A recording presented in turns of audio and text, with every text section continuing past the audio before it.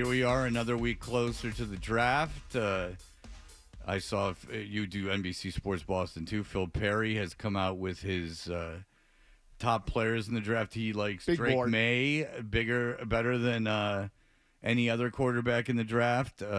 He went extensive study on everyone who's drafted from the Wolf tree that has taken a quarterback. And Yeah, Phil does a great job with that. Assimilated all the numbers, height, weight, shuttle run, whatever. And apparently Drake May fits that closer than anybody else. I know Phil did a ton of work over the years on basically creating prototypes for every Patriot, under the Belichick era, right? Like this is what they look like for in this position, and this position, and this position based on history.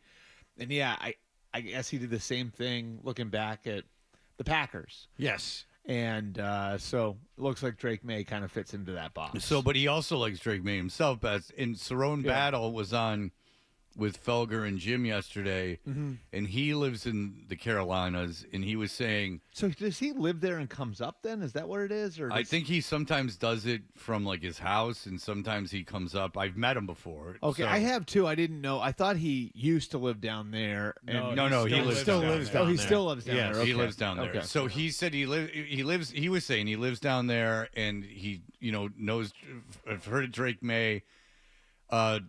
He was saying Drake May's family is all from North Carolina. He's never been out of there. He said he would struggle in cold weather, and that he wasn't confident that he could function in a environment like New England. Yeah, I would, and anybody who's kind of followed a guy like that, like Cerrone has with Drake May, they have good perspective on it. So it's definitely worth listening to that.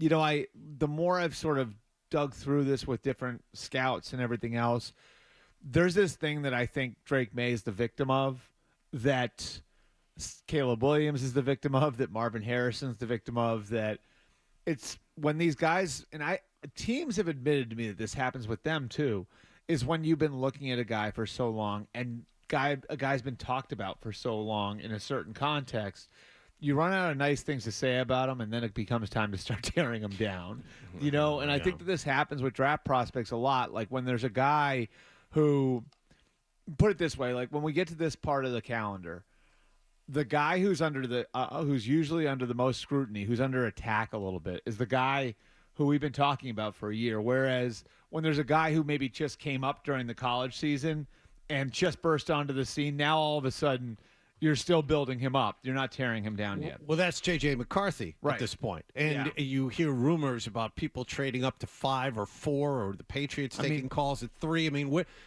this is a guy who is rocketing up draft boards. I hate those terms, because I think, in most cases, John, is it's not somebody rising up draft boards. It's everybody catching up to what the league thinks about people. Okay, so you think he's going to go number 4 overall? I don't know if he'll go 4th overall. I think he'll go inside the top 10, probably inside the top 6. Now, the Patriots are going to be in Ann Arbor. Gerard Mayo is joining the group today in Ann Arbor. So Mayo, Elliott Wolf, Alex Van Pelt will all be there. I think when Minnesota did what they did after losing Kirk Cousins, they basically positioned it so now I'd be surprised if there aren't 4 quarterbacks in the top 6 or so. So I think the likelihood remains that it's 1, 2, 3, and maybe someone likes JJ more than one of those 3. I'm not totally ruling that out, but I think the likelihood is, Caleb's a lock to go 1 to the Bears, and then in some order, May and Daniels. Probably Daniels, then May.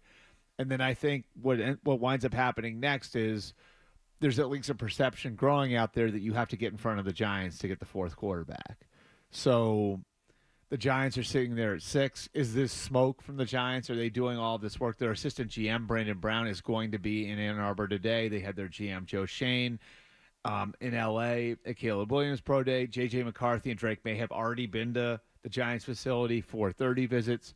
So is this smoke by the Giants, or are they really looking at replacing Daniel Jones? Or do they want somebody to jump them so another player falls to them, right? So maybe Marvin Harrison or Malik Neighbors falls to them. That could be it too. There's all those games going on right now, but at least perception is if you want to get one of the top 4, you probably have to get in front of the Giants. All right. Now, so do you back to Drake May, who So we I were think talking about? Now, so Caleb Williams is going number one. So Cerrone said that Washington, and this actually I found interesting, since Washington whiffed so bad on another North Carolina quarterback, that they would be less likely maybe to take a guy from North Carolina, and that.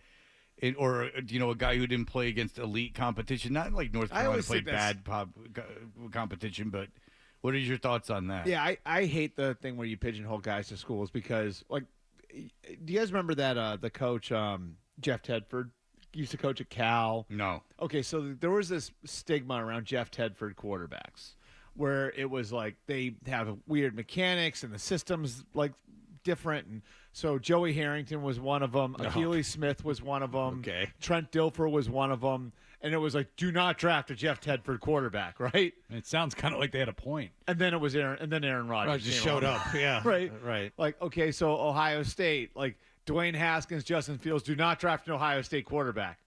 CJ Stroud comes along. So I always think that those things are a little silly because I think it's more about the individual kid. And Drake May is so different than Sam Howell or Mitch Trubisky. Like, he's such a different player. If you get up close to him, like, he looks like he was built in a lab to play quarterback, 6'4", 6'5", 230 pounds, probably could carry 250. Like and I think I said this last night on TV. I think people like look at it and like see the white guy and think it's Mac Jones. That's not what this is. Like, he is a great athlete. Like, he was a Division I basketball recruit. So I think there's a lot to work with there. I would, again, take what Cerrone said into account, but everybody that I've talked to, like every team that I've talked to, said the scheme last year at North Carolina was terrible. And 2 years ago, when he had the big breakout year, Phil Longo was the offensive coordinator. Wisconsin wound up hiring him away. So he lost his offensive coordinator. They had a lot of guys leave for the NFL. So he had a younger group around him this year.